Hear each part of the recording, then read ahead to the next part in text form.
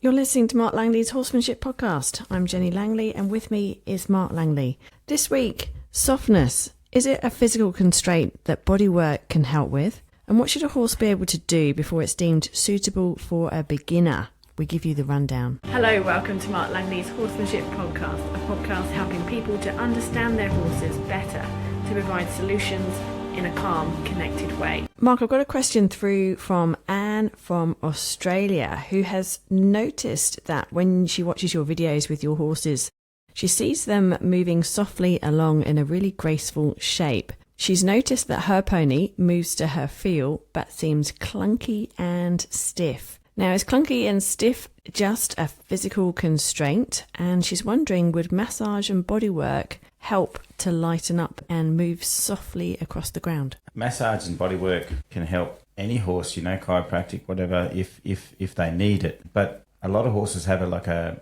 mental brace, and there's a way they are in the mind that sort of can cause what you would call a physical restraint.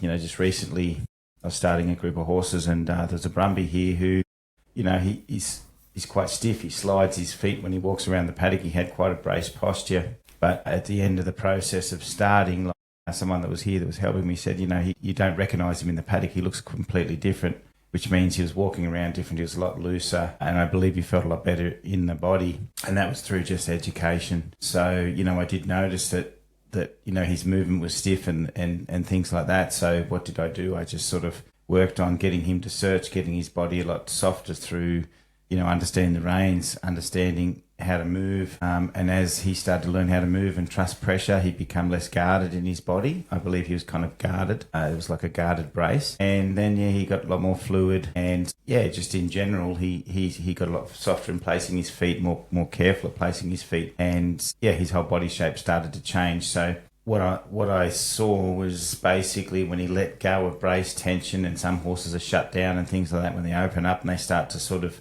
let go of things, then their body changes. And then if you are getting body work and things like that, then at least, see, a lot of horses need body work because they're so stiff in freeze, or they're shut down, and that they've got tension in their mind, anxiety in their mind, and stress. So then they're always moving, and their body is paying the price for that. So then you've got to get body workers in all the time to help relieve the body. But if the mind's soft, the body becomes soft. Okay, so that's incredible then, that you were working a horse and it changed in its body frame just from the work it was getting with you, as in not just when it was under saddle or under aids, it was actually changing in its body frame in the paddock. Can you just tell us a little bit more about that Brumby then? Well, he's travelled a long way, to different places.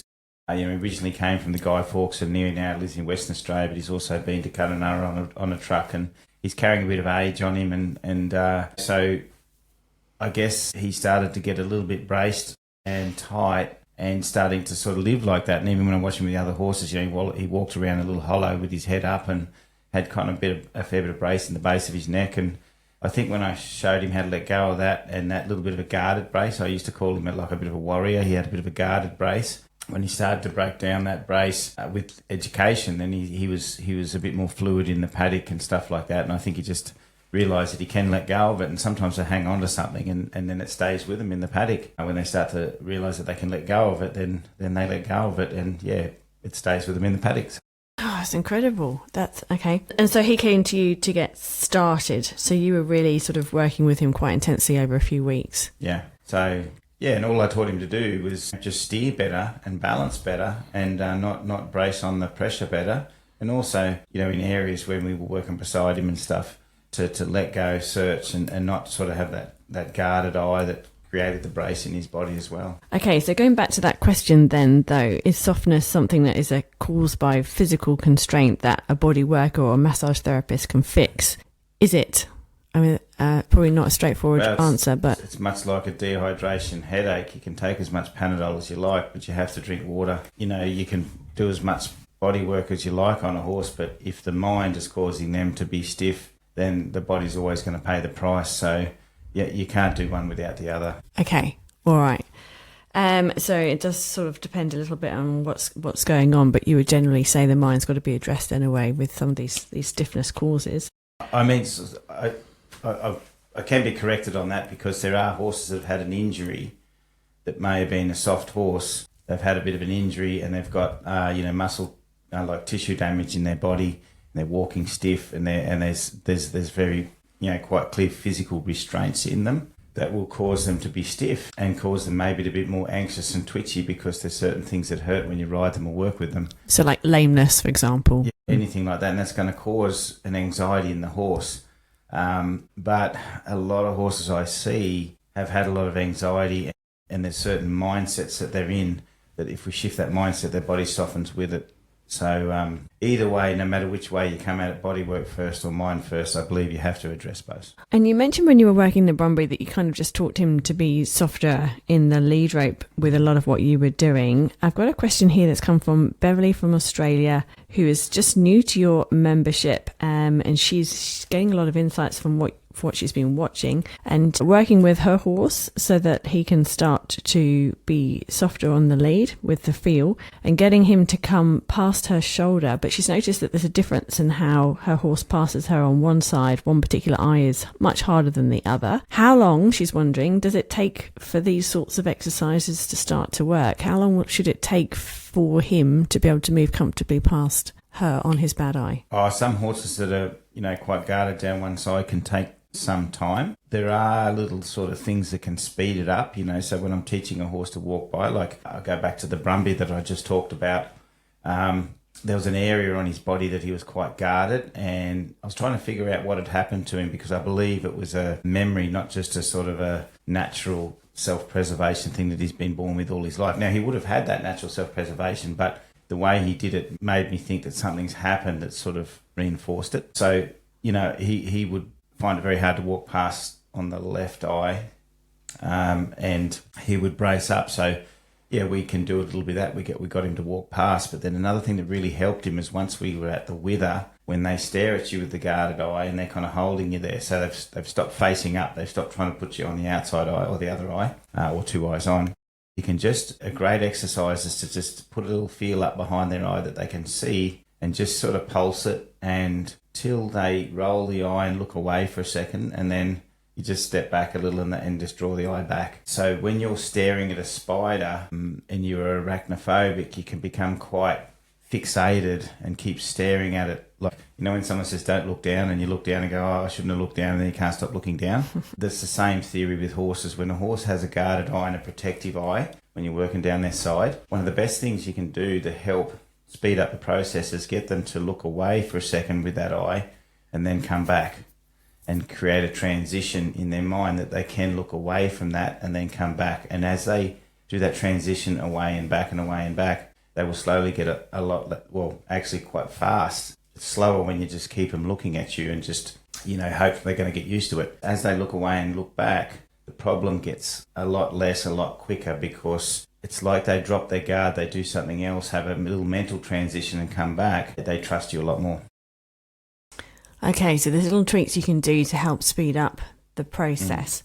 But it's worth persevering, getting them to walk past your eye, past the shoulder, because I know it's a difficult one for a lot of people. Well, you sort of, if you ride a horse, they have to bend in both directions and be very comfortable in their rear view mirrors. And if your legs and your body is in their rear view mirror all the time when you ride, which it is, if they start to block that out, then they become very stiff in the turns, and then and very guarded in the turns, which puts a brace through their whole body, can create lameness. And they need to get a body worker each month. That's back to the body work, or is it the chicken or the egg? Okay, so these exercises that you're doing on the ground obviously are relevant to what's happening under saddle, just because you're positioning yourself for your horse to be comfortable with you. Yeah, people might not realise that so much.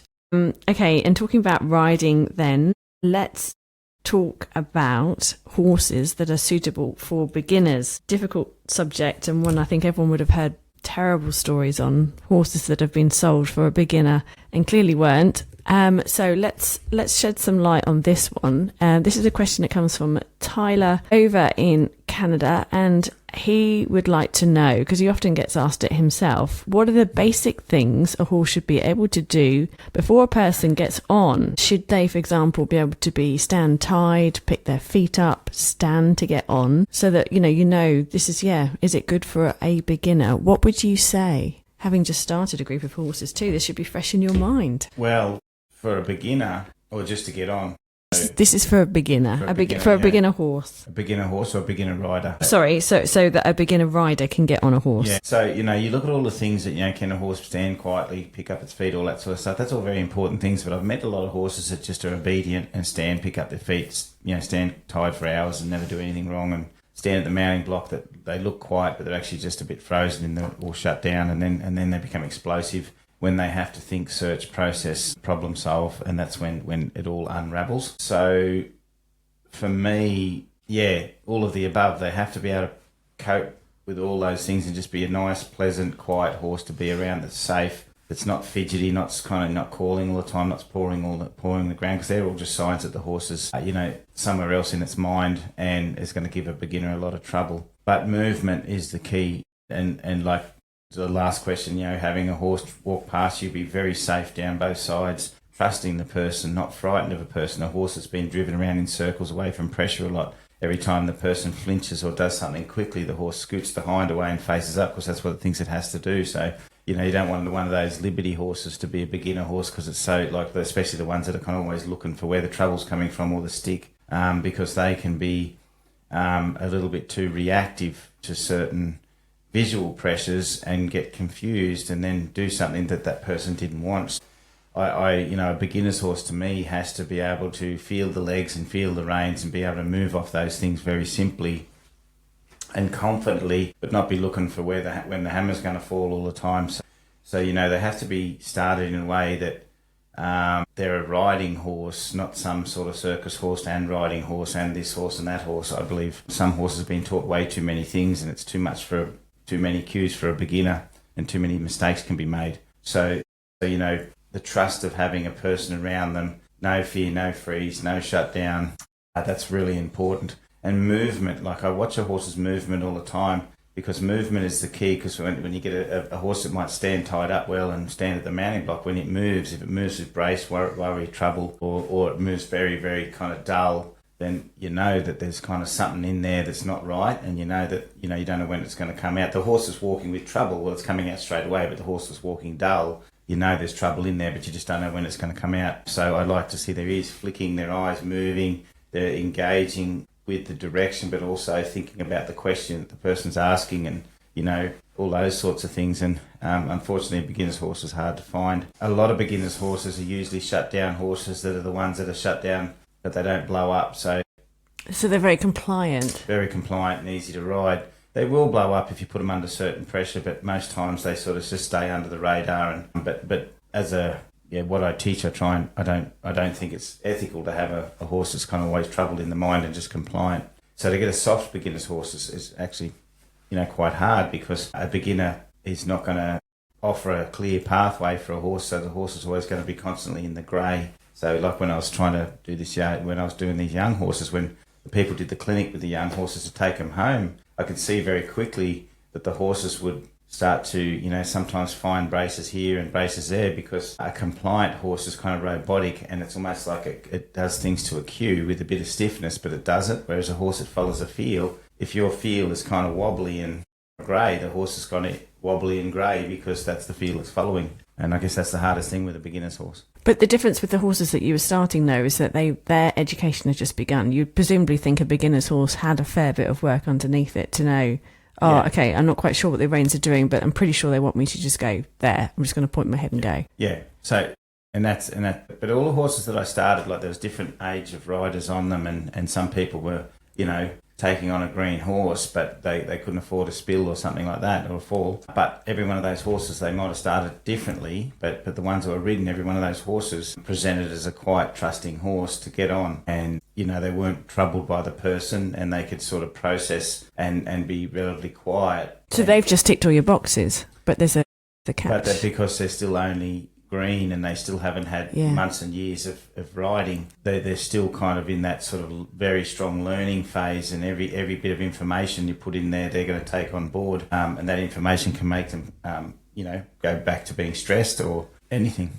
So a young horse isn't necessarily going to be good for a beginner rider, just because it hasn't had the experience of everything that's out there to know not to react necessarily? Well, a young horse is going to become a beginner horse, because the beginners because a horse is constantly learning and evolving with what the input. It's like, it doesn't matter if you're an expert horse person, rider, or a beginner, the information that you're putting into that horse is the information it's learning. The best beginner horse is a quad bike that you start the key and ride around on, to be honest, if you really thought about it, because we're just putting input into a brain, and that brain processes that input, and then what input we put in is what we get back. So that's the hardest thing about live animals, is we're educating them, we're not just riding them. There'd be some horses out there, though, that when you're a beginner rider, you can ride in, say, a safe environment like an arena, and that horse is totally capable of being quite predictably trustworthy in that environment, and it's not being taken out into other stressful environments just because the beginner wouldn't be doing that. So that would be sort of a helpful scenario where... Yeah. Well, a lot of beginner riders learn to ride on schoolmasters who are patterned horses that they can learn to rise on and pull the reins left and right and back up and learn the basics about riding. But a beginner rider that wants to buy a horse and own a horse, they have to become a beginner horse person and master the basics of understanding good horsemanship, because they take that horse home and they may ride it in a safe environment, but every pull on the rein is a conversation, and they have to learn. You can be a beginner and learn clarity, even though your seat may not be great. You can still learn clarity very quickly of the basic questions, and only keep yourself and your horse in that basic area until your horse is comfortable with those questions and you're not sending the horse backwards by the way you're riding it. So if you take on a horse as a beginner, you have to become, you're not just a rider, you're actually a horse mechanic as well. So you have to learn the basic mechanics and the mental mechanics of a horse to really help them improve. And that's why at this clinic, you know, those people, some of them may have been beginners with green horses, but they learnt to go home, understand the basic mindset of those horses so they can keep them the same as they are and then gently improve them. Well, I hope that's helpful for people listening. I hope you haven't just put the entire world off becoming a beginner rider. But okay, then we'll leave it there, and we'll be back again next week with some more answers to questions. See you then. Thanks, Jenny. Thanks, everybody. Thanks for listening to Mark Langley's Horsemanship Podcast. This episode is one of hundreds more. So if you are interested in learning all about how Mark trains and changes horses' mindsets, and yes, he really does do that, so that they are more open and willing, listen to another. They are packed with practical insights that everyone can use.